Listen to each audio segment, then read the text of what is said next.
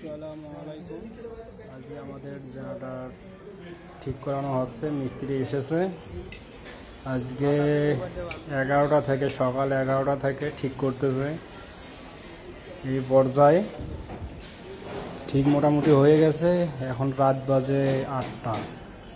আমাদের কানেক্টরও আছে এখানে, দেখি কি হয়।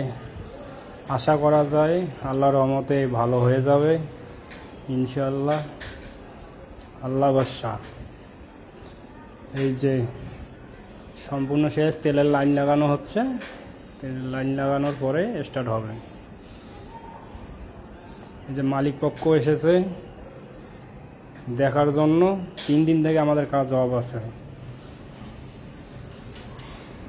দেখি কি হয়, ঢালাই হবে কি না কালকে, আগামীকালকে। এখন আমি স্টার্ট করব মেশিন। প্রথম বিসমিল্লাহ করে আল্লাহ বাদশা।